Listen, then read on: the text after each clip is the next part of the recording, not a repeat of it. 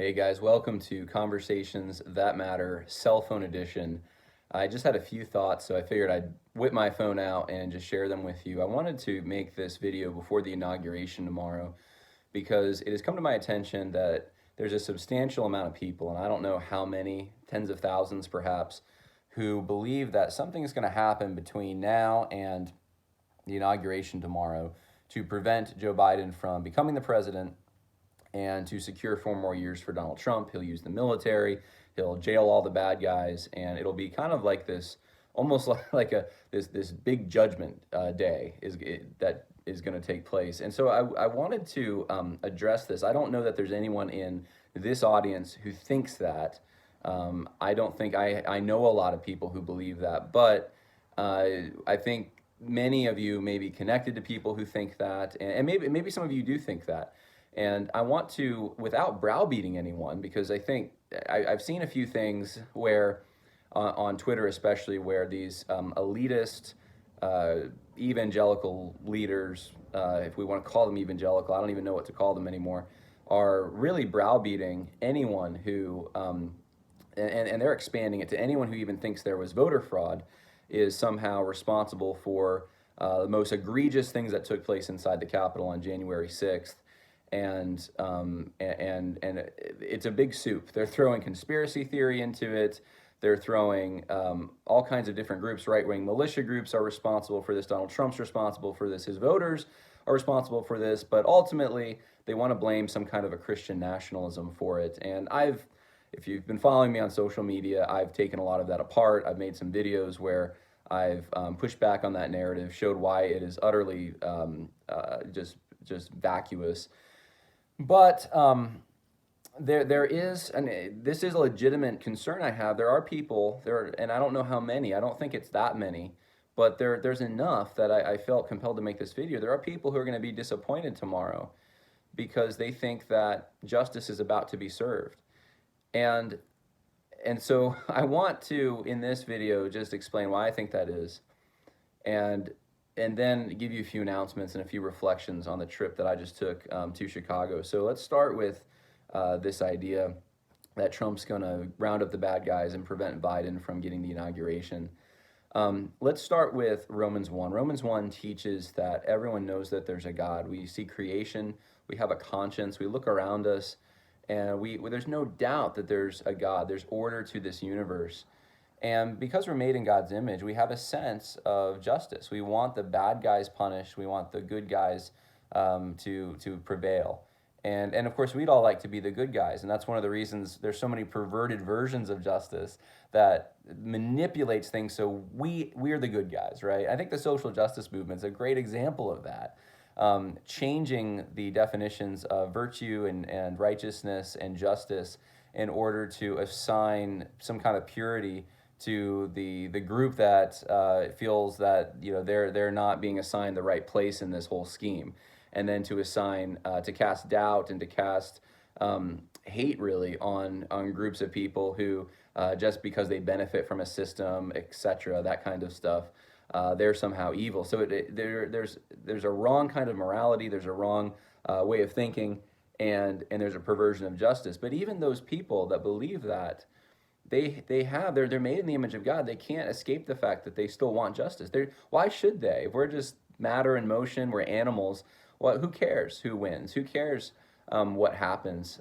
So the social justice movement is a good example of a perversion of justice, but it's also a version of justice, and it's not justice, it's injustice, but it's a skewed view of justice that kicks God out the door, so that all the judgment, all the justice must happen on this earth in the here and now.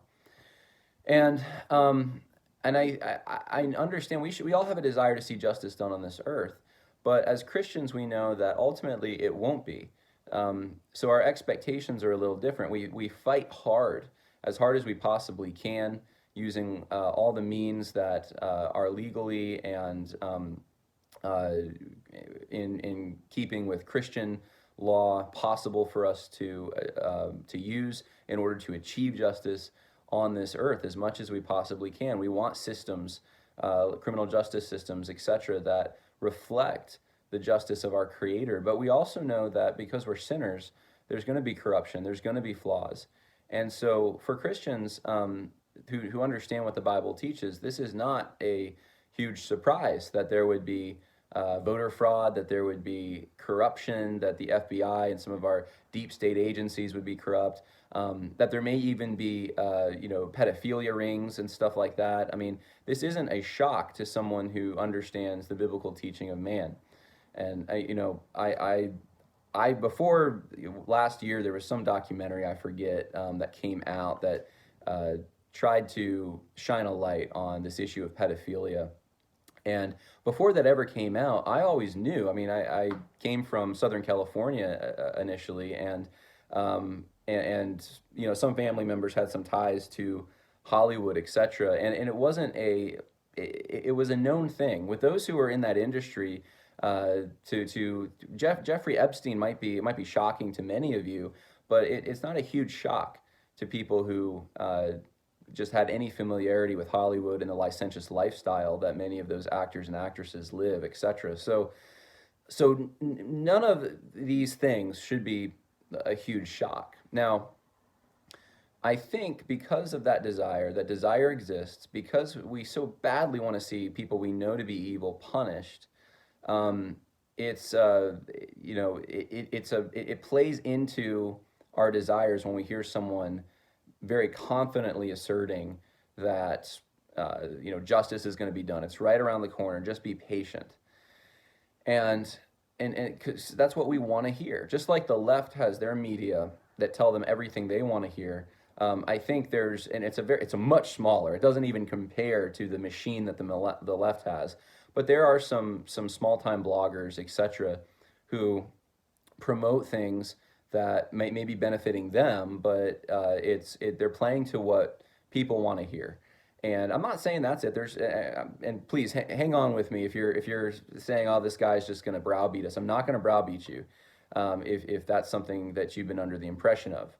Because I'm gonna tell you something. I have wondered over the last, I might have even said it, I have wondered over the last month whether or not the Insurrection Act is going to be used, and whether or not Donald Trump is going to use the emergency broadcast system and these kinds of things. It's not, that kind of stuff is not out of the realm of possibility in my mind. It hasn't been, at least. Now I think it is, but it hasn't been.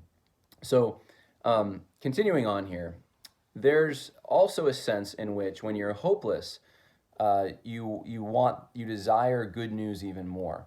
And I think conservatives and just traditional Americans, decent Americans, working class people, we've been lied to so many times.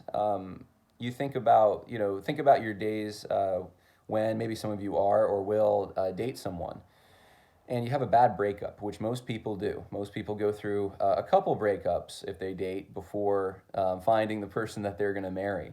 And if you didn't go through that, praise God. But many people do go through that. And when you do go through that, oftentimes, if it's a bad breakup, if it hurt you, if you felt, I trusted you and you let me down kind of thing, then there's this thing called the rebound, right?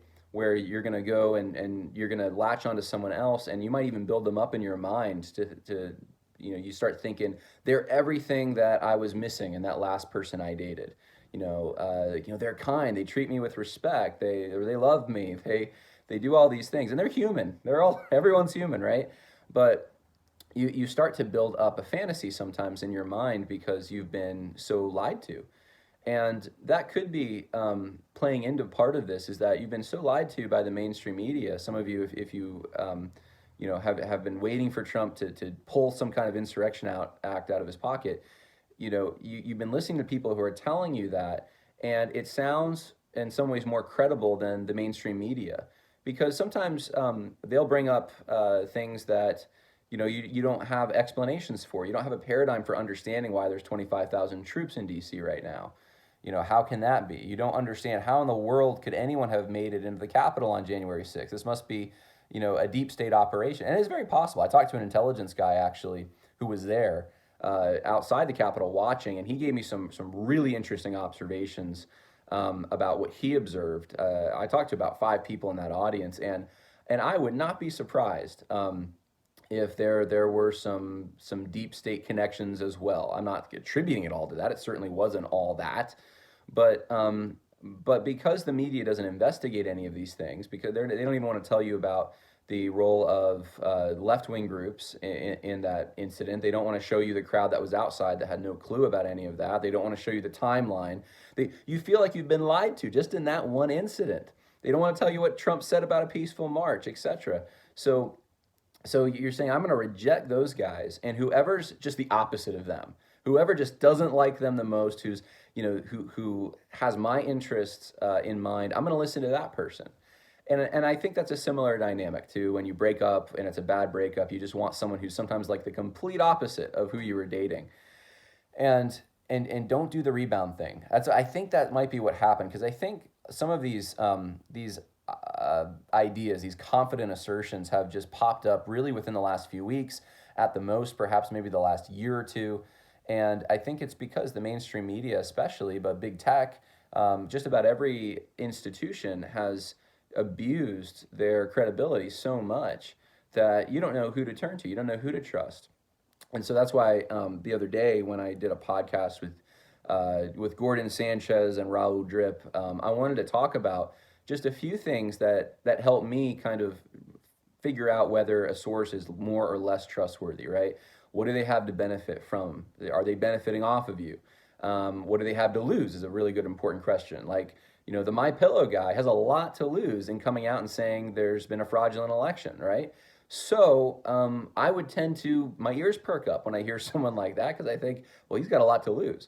So, that it takes some guts to say what he's saying. It doesn't mean it's right just because of that, but you certainly, someone doesn't just, haphazardly make a decision like that. Now, someone who has nothing to lose might. And so you got to evaluate those things. You got to evaluate, are there other sources that you can trust that correlate some of these things and are saying the same thing? Now, look, you could have I learned this in history, you could have one source that's inaccurate and then 10 historians or 10 secondary sources repeating the inaccuracy. So the amount of sources isn't what you're looking for. It's different sources. It's trying to say, like if there's a car accident, right? And there's 3 people who saw it, and they all made a report, and the reports reconcile with each other in some way. Well, you have a pretty good idea of what happened, right? Rather than one guy reporting it and then 10 journalists, reporting what that one guy said. So that's what I mean about different sources. So that's another way you can try to verify whether a source is being accurate or not. And then, of course, throughout time, you can test. You can see, okay, this person said something was happening or was going to happen. Did it happen? Did it come true? And if it did, then there's more credibility there. I said in the last podcast, I think Michael O'Fallon from Sovereign Nations has said a lot of things over the last few years that sounded crazy at first, but we watched a lot of them come true. And so someone like that has more credibility in my mind. Doesn't mean everything someone says is true. You need to evaluate based on what you know as well. Since I was, in DC, I wasn't in the Capitol, but I was outside, I can evaluate a lot of the news stories that came out, and I knew immediately there was a spin going on because I was there. And so that's another way you evaluate. What do you actually know to be true? And then what do you know about human nature? What do humans generally do? Humans tend towards corruption. They tend not to want to give up power. They tend to want to increase their power. They tend to justify their sin. You have to assume a biblical anthropology. And once you do that, you can apply that to the news as well and to sources. So those are just a few things off the top of my head. But that's kind of how I look at the news. And of course, over the past year, my news choices have started to change as well. I haven't really been listening to Fox News for a long time. Right now, I tend to think a lot of the things OAN is reporting on is pretty good. I think Real America's Voice has been doing pretty well. I think the Epoch Times has been doing very well. It doesn't mean every single article is all good, but they seem to want to pursue the truth. They're doing the investigative journalism that we don't see being done. And so these are a few sources that I do like to look to and I appreciate.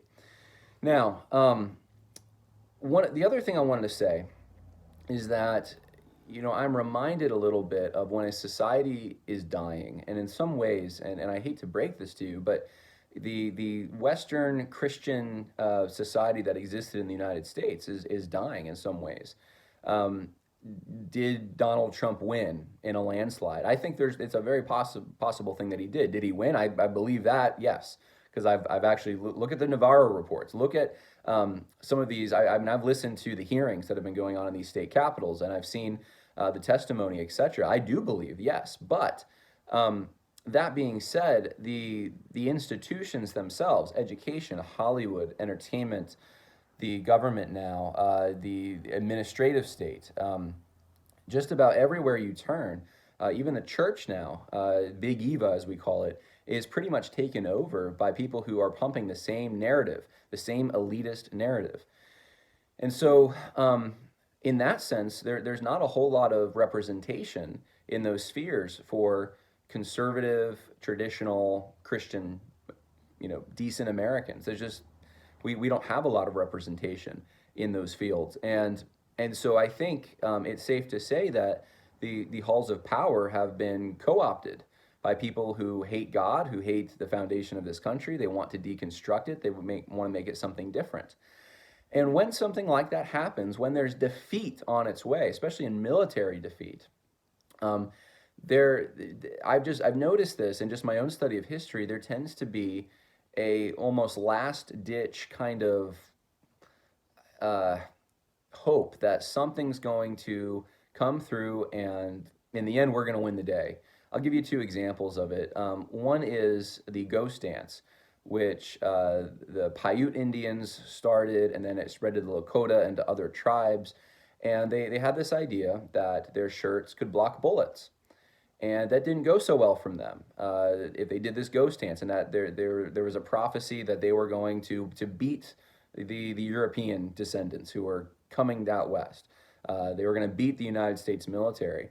You see this to some extent even in the Boxer Rebellion in China, reacting against modernity, thinking that we're going to go back to this traditional Chinese way of living. You see this even in Nazi Germany when the Allies were invading.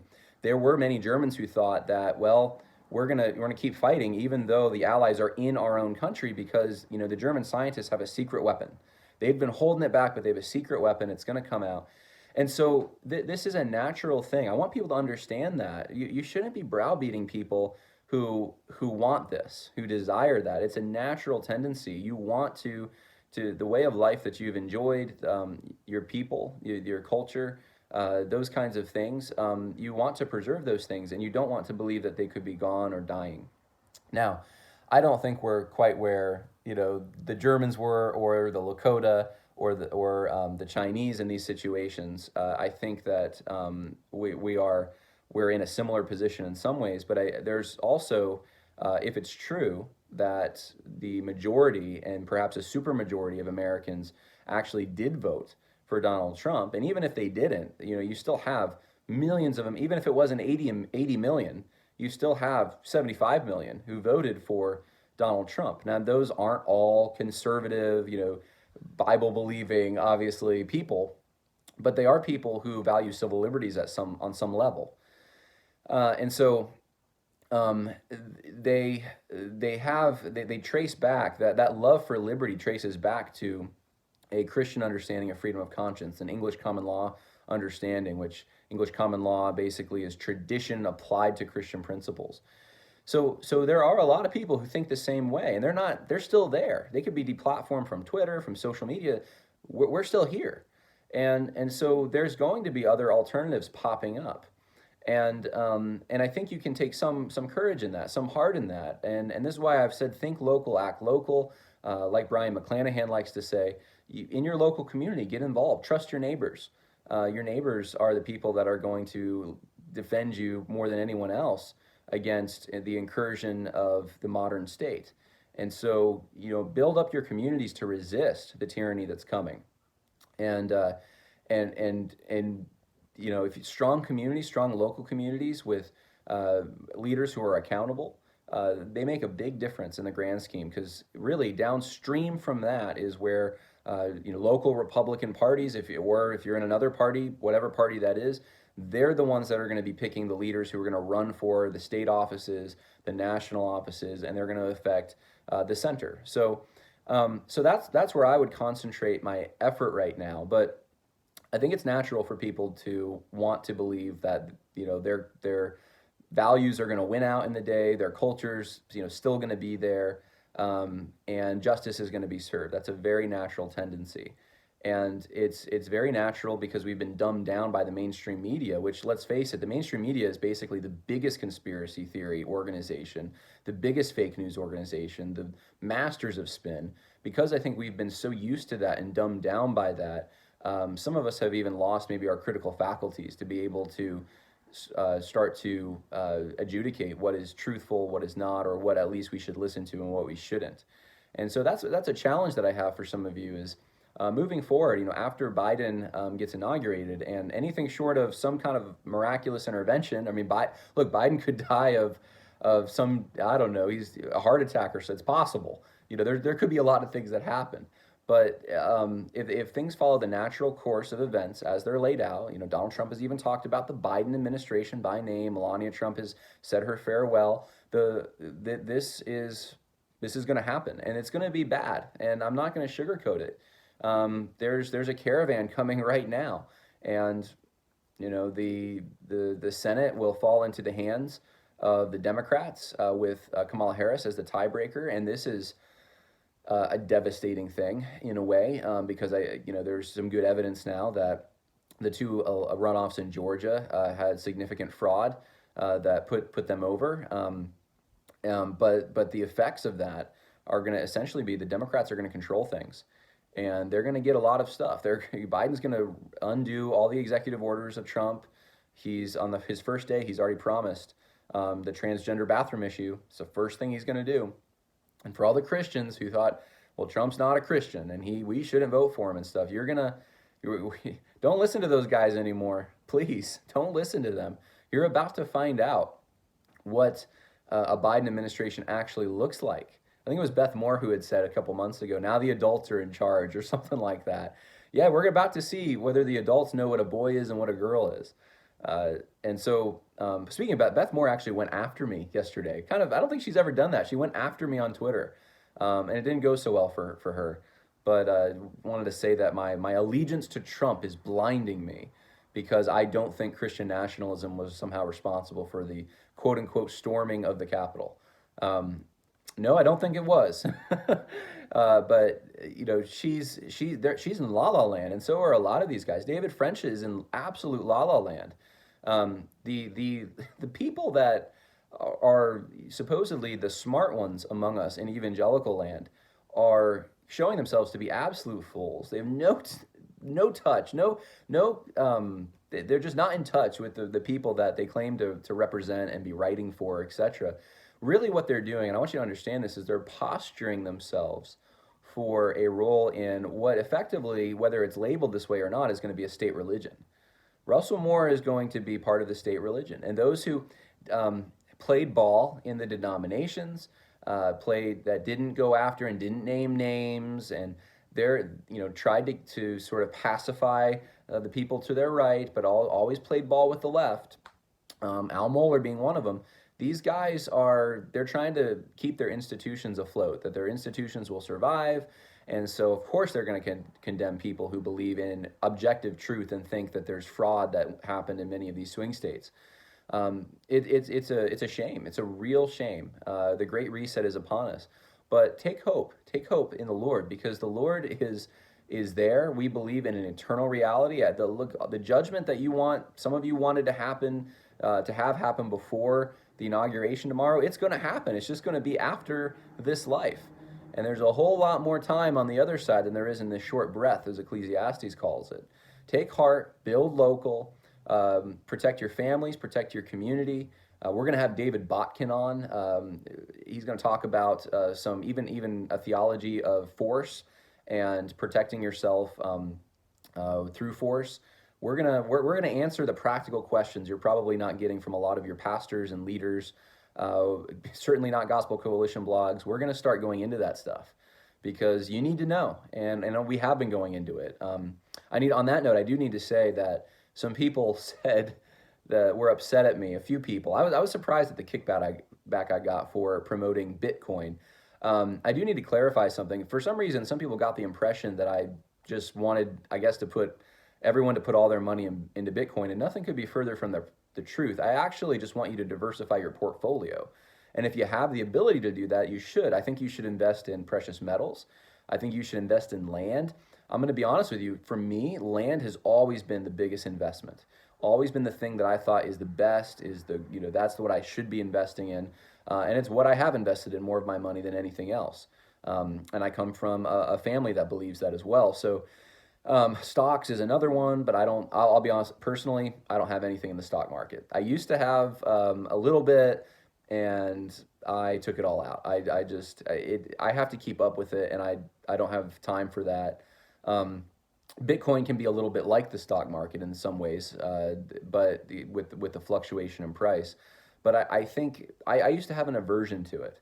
I didn't trust cryptocurrencies at all, and I still don't trust pretty much every other cryptocurrency. But I do think Bitcoin, there's been longevity there. Look, it could be a bubble waiting to burst. I totally get that. Totally get why people were upset in some ways, but you need to understand, I'm not telling anyone to invest all their money in Bitcoin. I only have about $1,500 in it, and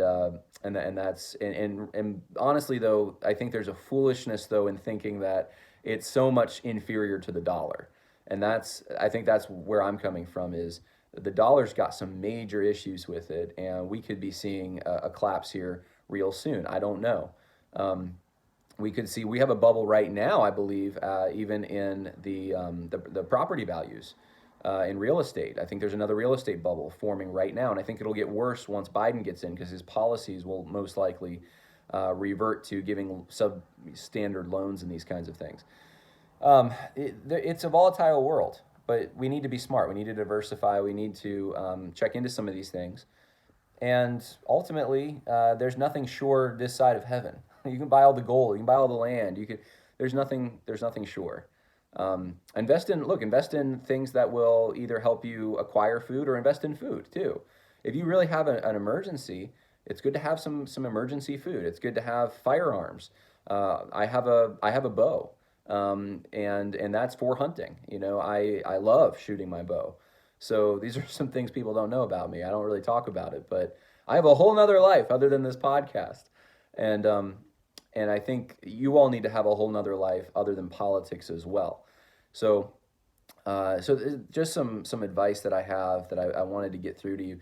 Some reflections and some announcements. So announcement number one, I'm sending out a bunch of books today for those who ordered in early January.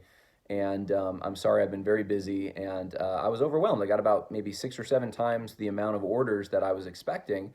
And so I had to order another 60 books of Scott David Allen's Why Biblical Justice or Social Justice is Not Biblical Justice. And I should be getting those in this week. And as soon as I get those in, all the rest will be sent out, and you will be getting your books. And I understand some of you, are how you want the book now. I get it. Part of the sacrifice, I guess, you make, some of you, is when you order it from me, it may take a few weeks for it to get there, and maybe even I know last year it took some people a month and a half. That was the longest, I think, because I was waiting for the publisher to send me books, and I kept getting told COVID was preventing. So that's not a problem right now, but it might take you a few weeks sometimes. And the upside is you're getting 2 books for $20, including shipping, and you're getting one of them autographed. You cannot beat that. So I just wanted to say that I'm doing my best for you on that front. On the website front, on the Discerning Christians website, we were going to do a beta launch on Friday, Saturday, and I looked at it and I contacted the programmer who's overseeing this, and I just said, look, we need to there's some things that I just think we can't launch this right now. We need to figure that out. So I got a message from him this morning that he's figuring it out. One of them was like a map integration thing where it was set up to try to be very private, so that if you wouldn't see any of the churches or people who are of like mind and faith unless you specifically put in what region you were searching in, and we give you like a 100-mile radius of that region or something. And I just said, it wasn't working well, and I think You can use an avatar if you're afraid of security issues. Use an avatar, put an email address that you wouldn't use, and that can be used so that you don't get doxxed. I mean, that's what we're going to push, but it's being worked on right now, and I think we're very close to launching that. I was in Chicago over the past few days. I had a great time with some believers there. Really just dark area, but I've just gained so much respect for the people who live there boldly. And I want to show you this clip. This is at a church that we were at there, and I was asked to just say a few comments to the audience. And here's what I said, and I want you to focus on when the audience cheers at the church. And think to yourself, would this happen at your church? And this is a church in liberal land. This is in Chicago. They understand the effects of the mask mandates and the lockdowns and the preventing people from going to church. They understand the threat of social justice. And remind you, this is an audience of mainly minorities. They're not minorities for where they live. They live in a very Hispanic area in Chicago, but nationally speaking, mostly Hispanics, black people. There's a few white people in there as well, but just these aren't Christian white nationalists. Look at where they're cheering when I say what I say. So check this out. Tell us what you're doing, what your story is, and why you do Conversations That Matter. Yeah, first I'd like to say thank you for having us, and I know there's been cameras kind of going around here, so you guys are not worldly woke, you're Jesus woke. That's what I realized.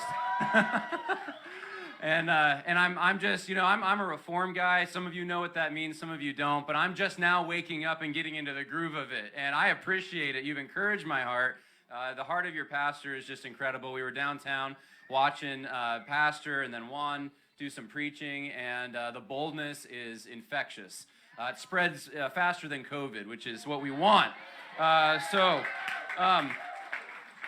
wanted to just read for you. So this is from Scripture. This is from the book of 1 Peter chapter 4.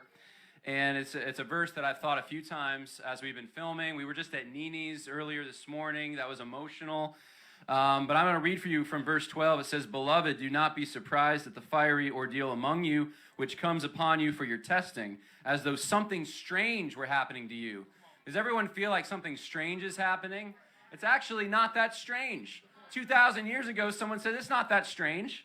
You don't think it's strange, but to the degree that you share in the sufferings of Christ, keep on rejoicing, so that at the revelation of his glory, you may be also rejoice and be overjoyed. We're supposed to have joy. If you are insulted for the name of Christ, you are blessed. Blessed, because the Spirit of glory and of God rests upon you. Now here's the warning. It says, make sure that none of you suffers as a murderer or a thief or an evildoer or a troublesome meddler, but if anyone suffers as a Christian, he is not to be ashamed, but is to glorify God in this name. And that's exactly the story that we're telling here. This is the story of Nini's Deli, the story of Juan, and we've just appreciated it so much. We're looking forward, hopefully in a month or two, to get this online. We're going to have the gospel. It's going to show the hypocrisy of the BLM movement and the social justice movement. It's going to show the hypocrisy of, I'm just going to say it, the COVID Nazis, because that's who they are. And they want to suppress Christians who want to come and worship Christ.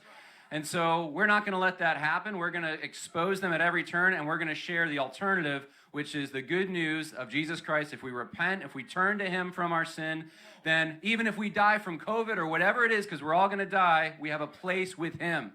So you want to say something, Juan, brother? That's you, baby. Oh, man, I just wanted to, just piggyback on what this brother's saying.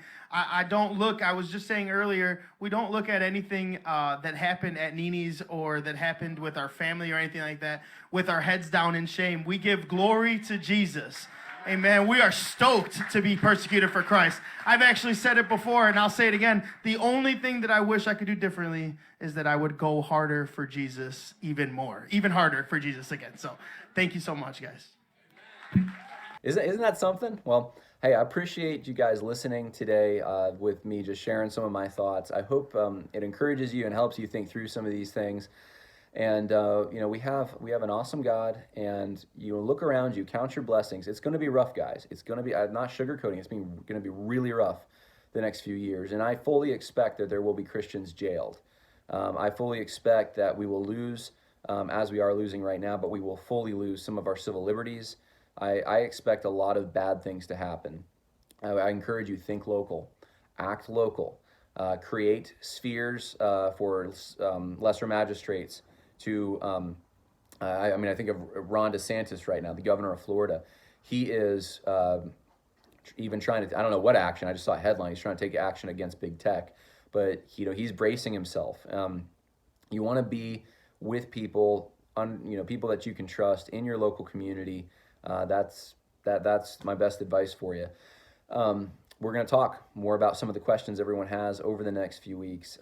God bless you. Oh, one final thing. If you want to contribute, I forgot. If you want to contribute to the Nini's Deli documentary, we have a link. You can go to the info section right here. Go to the info section, check out the link, and you can contribute to that documentary. We are 75% there, last I checked, with the funding for this. And little sneak peek, I'll just tell you this.